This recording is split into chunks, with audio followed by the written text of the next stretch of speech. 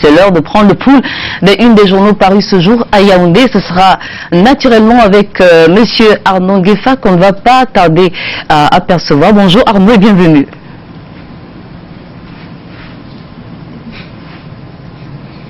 Bonjour Patricia, mais aussi bonjour Aimé Moukoko. Nous voici donc rendus à cette heure réservée à la lecture transversale des journaux. D'abord la première partie en direct de Yaoundé. Commençons par le quotidien Mutation qui explore ce matin les villes de Yaoundé et de Douala devenues villes poubelles. C'est donc la crise des ordures qui est de retour à Yaoundé où Josiane Afoma fait le tour des tas d'immondices barricades de nouveau la rue de la capitale, signe de l'essoufflement du prestataire Isakam dont les prestations ne sont pas payées par l'État, dit-on.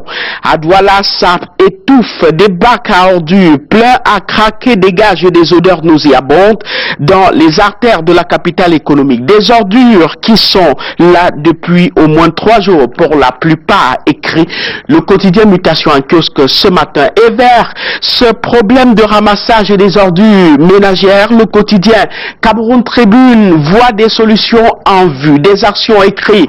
Le journal sont en cours en vue de procéder au règlement donc des créances d'Isakam d'après le patron de l'entreprise rencontré par Rita Diba. Yaoundé et Douala pourraient donc bientôt retrouver leur éclat d'antan. Michel Panoun, président directeur général d'Isakam, informe par ailleurs dans ce sens que l'entreprise a clôturé l'année 2017 avec une dette de plus de 13 milliards de francs CFA. 45% ont été réglés grâce aux instructions du chef de l'État. Le reste est encore attendu. Il en appelle aussi au civisme des Camerounais en attendant le règlement de cette dette. Civisme mais surtout patriotisme pour la préservation de l'intégrité nationale du Cameroun qui intéresse le quotidien Cameroun Tribune de ce matin. Le journal constate dans ce sens une forte adhésion populaire. La mobilisation sans précédent des Camerounais derrière le chef de l'État pour soutenir les soldats engagés au front de la lutte contre l'insécurité et les populations victimes des atrocités de la secte Boko Haram a permis qu'aucun centimètre du territoire ne soit cédé à l'ennemi. Le journal de Marie-Claire Nana revient ce matin sur cette mobilisation au moment où se prépare la célébration de la 46e édition de la fête nationale de l'unité. Le quotidien Épervier, dans une édition spéciale, ce matin revient sur la réélection de Marcel Niat Difendi à la tête du Sénat. Le journal de Léopold Clovis Noudjo voit un Paul Biya fidèle à sa tradition. La mise en place du Sénat en 2013 a ramené sur la scène publique un homme que certains avaient oublié mais qui continuait pourtant à servir son pays à travers la mairie de Baganté ou encore des activités agro-pastorales. Marcel Niat Difendi, premier président du Sénat du Cameroun, est bien la preuve que tout travail bien fait est toujours récompensé. Une édition spéciale du quotidien Épervier qui revient sur les activités de la première législature au Sénat et le portrait de son président réélu Marcel Niat Difendi. Restons au Sénat avec le journal Ladies News pour découvrir les visages féminins de la 2e législature du Sénat. Entre nouvelles et anciennes, le Sénat camerounais compte désormais 26 femmes parmi les élus et les nommés. Ce sont des femmes pétries d'expérience dans le domaine de la politique qui n'ont qu'une seule conviction, marquer les esprits et écrire l'une des plus belles pages de l'histoire du Sénat rendue à sa 2e législature justement. Le journal Ladies News a choisi de faire un focus sur la plupart d'entre elles ayant voulu se confier à la presse. La suite, c'est dans les colonnes du journal Ladies News en kiosque ce mardi matin. Avec le quotidien d'expression anglaise des Guardian Post en kiosque ce matin, parlons de la crise dans les régions anglophones du Cameroun et de certains de ses leaders détenus dans la prison centrale de Yaoundé Kondengui. Ce jour, écrit le journal, est jour de suspense pour Mancho BBC et 6 autres co-accusés poursuivis par le tribunal militaire pour plusieurs chefs d'accusation. Ils espèrent ce jour enfin voir la sentence du tribunal. C'est donc un verdict très attendu par les religionnaires de la République imaginaire d'Ambazoni. Mancho BBC et compagnie avaient organisé les premières manifestations sanglantes à Bamenda au début de la crise, au départ corporatistes, enseignants et avocats liés.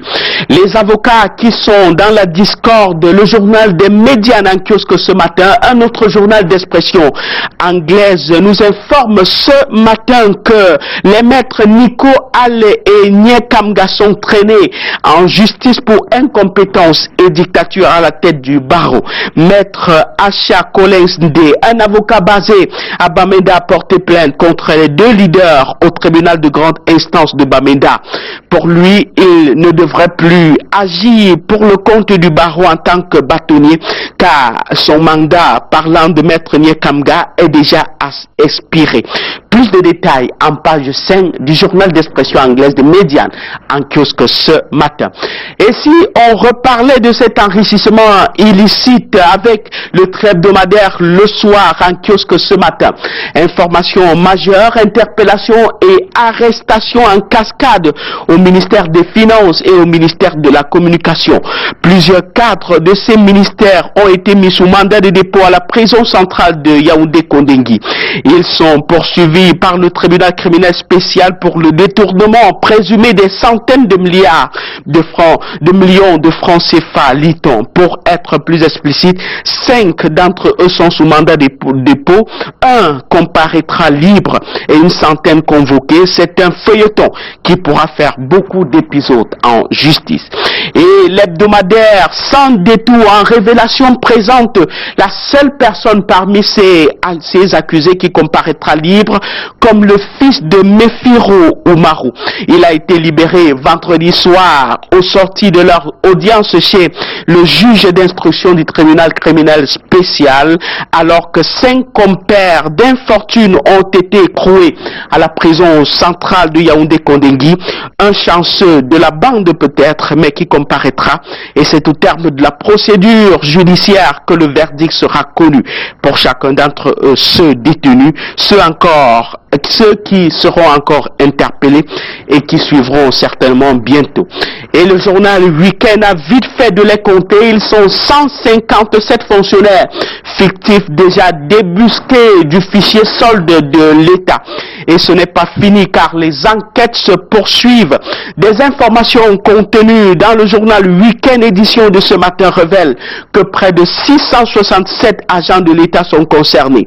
En 2 mois, dit-on, 2 milliards 678 millions 509 798 francs CFA volatilisés.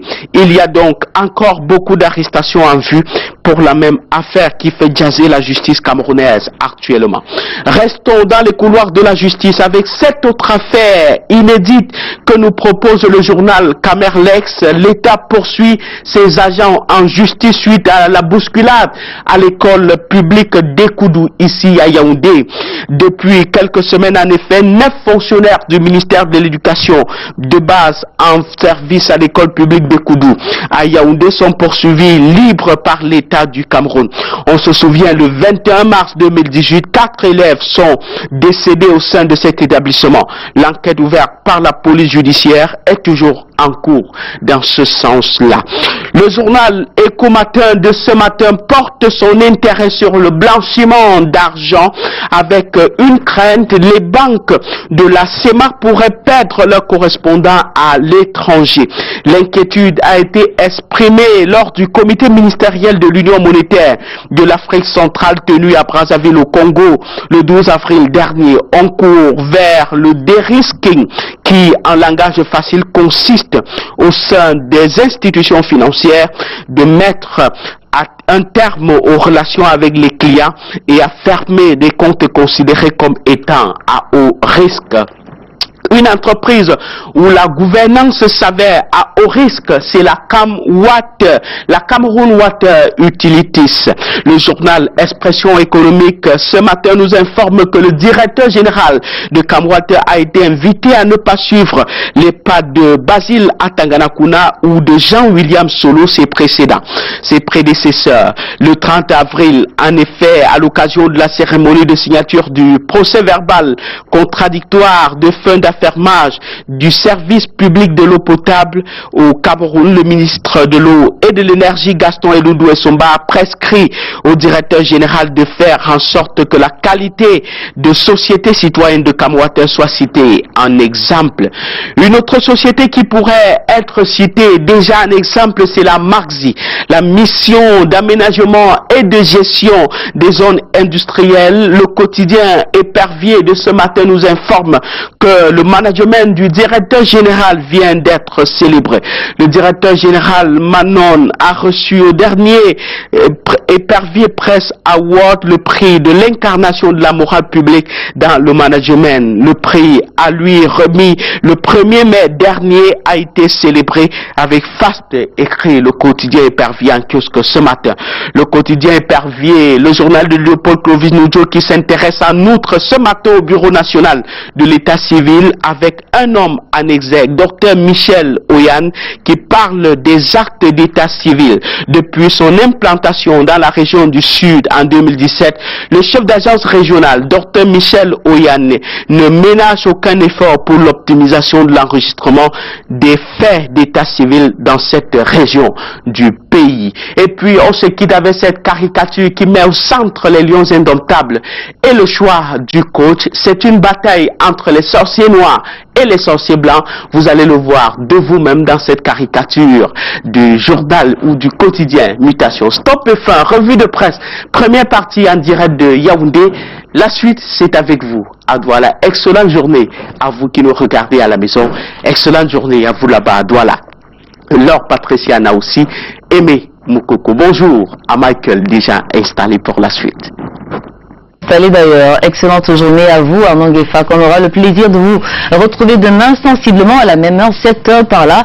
On poursuit pour la deuxième partie. J'aime surtout cette caricature de Monsieur Akono, souvenir de Sydney 2000, et puis les sorciers blancs, c'est un nom plutôt pour entrer dans le domaine du sport, et toujours le coach des Lions attendus, Arnaud Gueffa. Demain, on sera ensemble parce que je mets le cap sur Yaoundé, donc ce ne sera pas une surprise pour les téléspectateurs de ne pas me voir demain. On sera ensemble à Yaoundé. Et lui, il est là, il sera toujours aux côtés de Patricia Lona aussi, parce que ça fait partie des anges gardiens de Canal Matin. Bonjour, Michael Chipkio. Bonjour Aimé. Vous allez bien? Je vais très bien, merci. Bonjour à Je vous en prie, soyez le bienvenu, Michael Chipkio. Et même télépathie oblige, où que vous soyez, je crois qu'on est tous ensemble. On va rapidement démarrer par Info Matin. Oui. Allez, on va peut-être connecter rapidement notre ami Michael Chipkio dans un court instant. C'est vrai que si on s'attelle à ce que les journaux ont offert à nos différents lecteurs du côté de Yaoundé, alors on va prendre ceci simplement et le connecter à mon ami Michael Chipkio qui est en train, n'est-ce pas, de se mettre dans les meilleures conditions. On aura entre autres Info Matin, on aura plus peut-être la nouvelle expression, mais davantage on fera aussi un clin d'œil, pourquoi pas, à Mathila de Grâce Ngome, journaliste, directrice de publication qui nous regarde ce matin.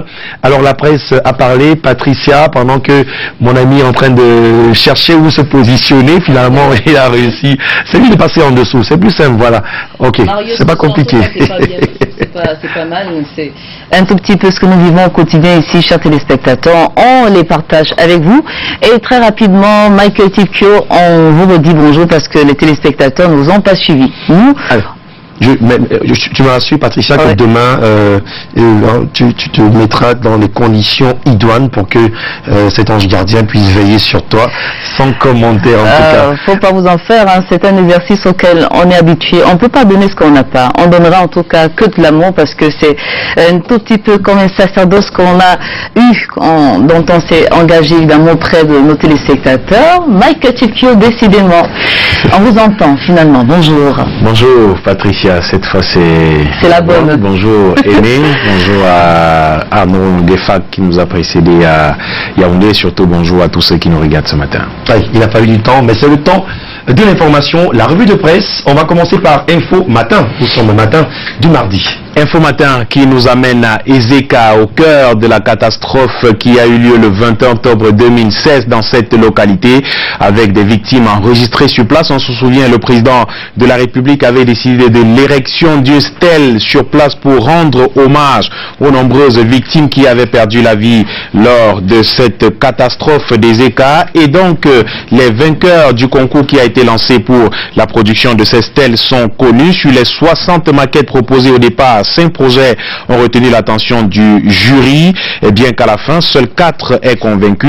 Suite au concours artistique qui a été lancé le 20 juin 2017, l'œuvre réalisée par Fridolin Dinganga a reçu le 8 approbateur du jury, mais également celui du ministre des Arts et de la Culture qui était sur place. Et la maquette de Fridolin Dinganga respecte les exigences qui ont été prescrites au départ, car l'on peut voir les 4 piliers qui représentent les 4 points cardinaux du Cameroun, signe d'unité nationale. Toujours dans la même optique, l'on peut lire un message floqué dans les 2 langues officielles du Cameroun, le tout porté sur des rails d'une longueur d'environ 18 mètres. Et c'est pour donc remercier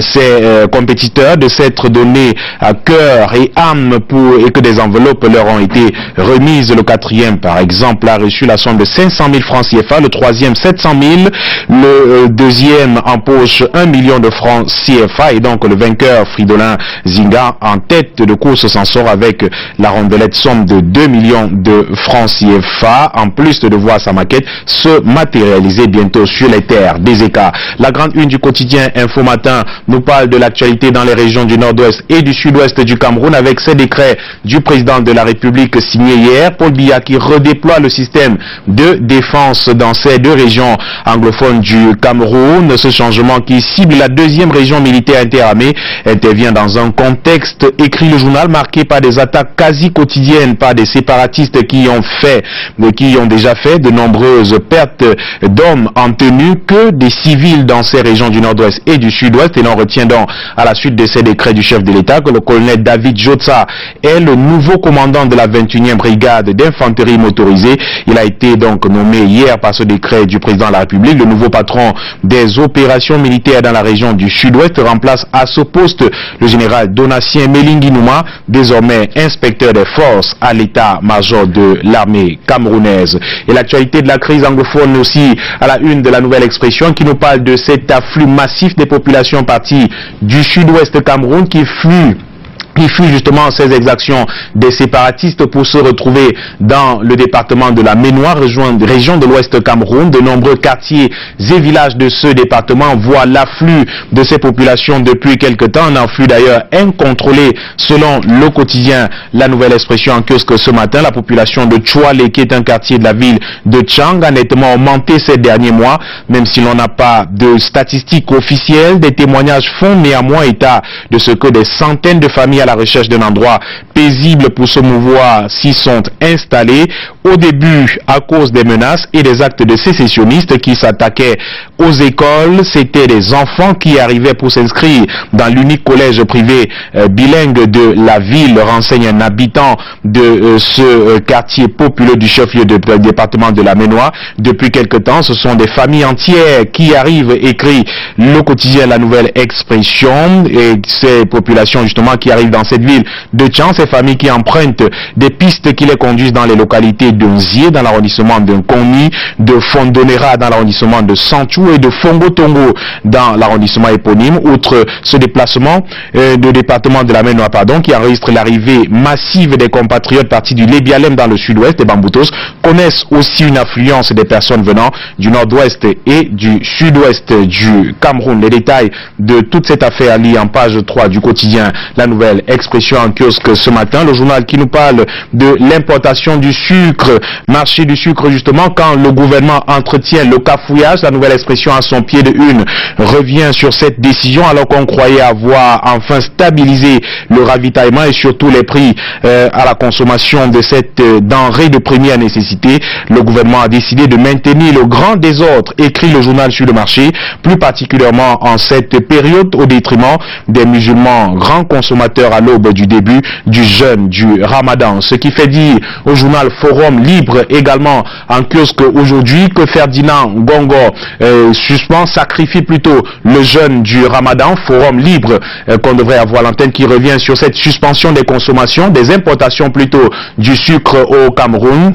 Le journal s'appuie sur cette décision qui a été prise par le président de la République et signée justement des mains du secrétaire général à la présidence de la République chargé de la défense. Forum Libre qui s'appuie sur ces milliers de fidèles musulmans qui entrent dans le jeûne du mois de Ramadan dans les prochains jours, qui vont acheter le sac du sucre de 50 kg au prix de 35 000 francs CFA et plus contre 24 000 francs CFA à cause de l'incapacité de la SOSUCAM à couvrir un marché de 300 000 tonnes, elle qui ne produit que 130 000 tonnes par an.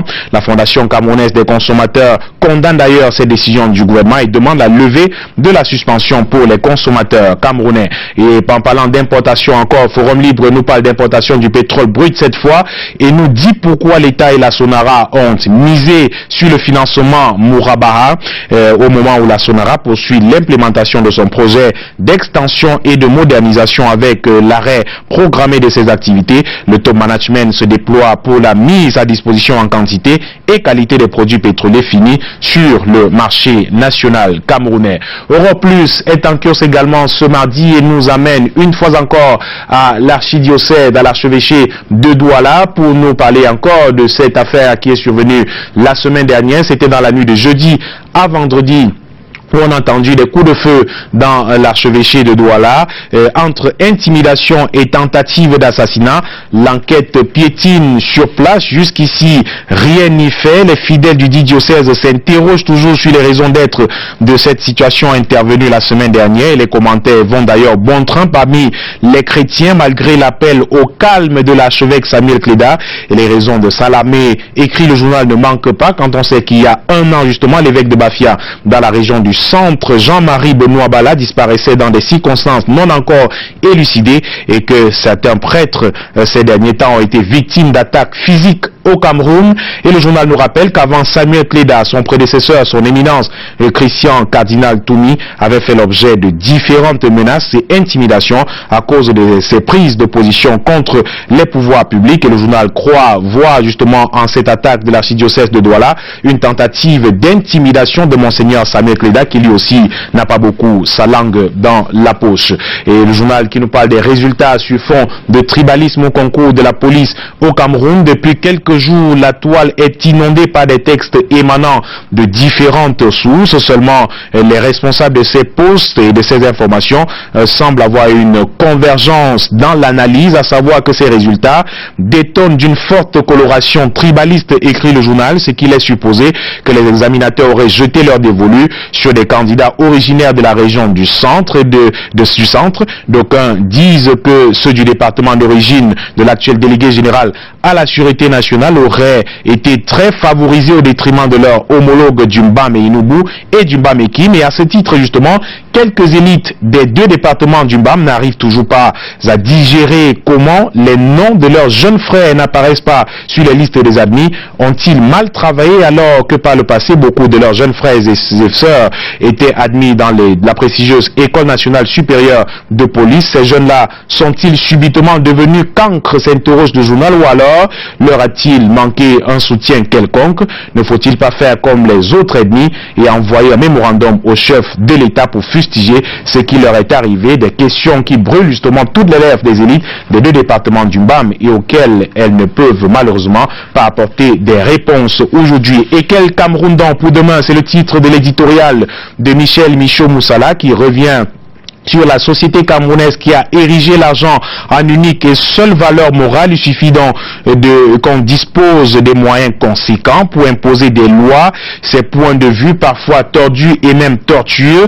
À ce niveau donc, écrit Michel Michaud-Moussala, et s'interroge-t-il d'ailleurs, quel est le niveau de responsabilité des uns et les autres? Et la question, il la renvoie au maître des horloges du Cameroun, car quand on observe l'équipe gouvernementale actuelle, écrit-il, on est ahuri à cause des scandales et casseroles que certains traînent, mais la surprise est justement de les voir toujours maintenus au sein du gouvernement actuel. Et un homme qui se distingue sur le terrain, il s'appelle Samuel Libok Mbey. Le journal Afrique Info en parle aujourd'hui. Afrique Info qui met à la une pour l'accomplissement des idéaux du renouveau. Il est l'un des cadres du Rassemblement démocratique du peuple camerounais. Diplomate chevronné, ce dépositaire de l'autorité traditionnelle mène avec brio depuis des lustres la barque du parti au pouvoir dans le département du Nyon-Ekele, et par sa capacité de sensibilisation, le RDPC a mis KO l'Union des populations du Cameroun aux dernières élections sénatoriales au Cameroun. Justement, le journal nous parle de la commune Yaoundé 2 à son pied de une avec Luc Kassamba. Entre réalisme et efficacité, les réalisations de cet informaticien de renom ne se comptent plus à quelques encablures du terme de son deuxième mandat. À la tête de cet arrondissement cosmopolite, les populations en redemanderaient pour perpétuer l'œuvre sociale entreprise, le portrait de l'homme et ses nombreuses réalisations à lire dans le journal de Njelfis Afrique Info en kiosque ce mardi. Westco est également en kiosque et nous parle également de politique et de ce premier meeting de Joshua aussi, candidat du SDF à la prochaine élection présidentielle. Le meeting qui a eu lieu dans les Bamboutos il y a quelques jours maintenant, et cet extrait de propos du candidat du SDF: nous sommes candidats uniques de l'opposition comme en 1992. Joshua aussi qui dit que la recherche d'un candidat unique est une diversion des officines. En 1992, le peuple ne s'était pas trompé malgré la présence de plusieurs candidats en lice pour les élections présidentielles. Et des œuvres sociales à lire également dans le journal Ouest Eco en kiosque aujourd'hui. C'est à Batié, dans la région du l'Ouest Cameroun, et des latrines ont été construites pour l'école publique de Balagou 1. L'œuvre est de Mafo Befo Fongan Michel Blanche, qui vient de soulager les enfants de cette école en construisant un bloc de 2 latrines, et la rétrocession a eu lieu en présence du sous-préfet de Batié, Mireille Ngono Sonia, ainsi que du chef supérieur à Sa Majesté Chouankam Dada Théodore, et la grande communauté éducative de l'éducation de base, bien sûr, de Batié, vieille de 25 ans. Juste un bloc de latrine permettait jusqu'ici aux élèves et même aux tout petits de la maternelle de se mettre à l'aise, tout ceci dans des conditions d'hygiène qui les exposaient aux maladies. Heureusement, dans son élan de cœur et de générosité, la reine-mère a réagi par ce don. Le chef du village s'est dit satisfait par cette réalisation. Les détails à lire en page 5 du journal Ouest Eco en kiosque aujourd'hui. On sort de cette revue de presse avec ce magazine Leadership qui est en kiosque et qui revient sur la politique des micro-projets parlementaires au Cameroun et des milliards de francs CFA perdus pour rien, élus sur la base de leurs promesses qui tendent pour l'essentiel à l'amélioration du quotidien des populations. Les députés de la nation font le contraire une fois à l'Assemblée nationale. Pourtant, le législateur a prévu de l'argent pour leur permettre d'atteindre cet objectif, mais au lieu de le faire justement, ces parlementaires font de l'argent qu'ils perçoivent chaque année pour la réalisation des micro-projets une affaire personnelle. Où passent donc ces sommes? Quel bilan peut-on dresser du passage de ces élus à l'hémicycle de Ngouaikele? Le journal des leaders a mené l'enquête qui est à lire en page 5 de sa parution de ce jour. Et le journal revient également sur la première dame du Cameroun, Chantal Biya. Charitablement, le portrait de la première dame est dressé intégralement dans le journal Leadership en kiosque aujourd'hui pour avoir jeté son dévolu dans l'assistance des personnes en détresse. L'ambassadrice de bonne volonté de l'UNESCO n'a pas que son succulent sourire à proposer à ses multiples fans. Son objectif, contribuer aux côtés de son époux à éradiquer la souffrance et la misère rampante des fils et filles du Cameroun. À son actif, dont des dons de médicaments, aliments et matériels divers aux familles de sinistrés de la catastrophe de Sam, aux sinistrés de nombreuses catastrophes au Cameroun. La construction des centres de prévention et de dépistage du VIH/SIDA dans les villes secondaires du pays. De nombreuses associations caritatives également ont pour motrice la première dame du Cameroun. Et le journal qui nous fait également écho des tribunes justement des communes plutôt. La Dibamba et Ngambé à l'honneur dans la parution de ce jour. Tribune des communes avec le président de la section RDPC, maire de la commune de Dibamba, M. Manfred Djekakal, qui fait le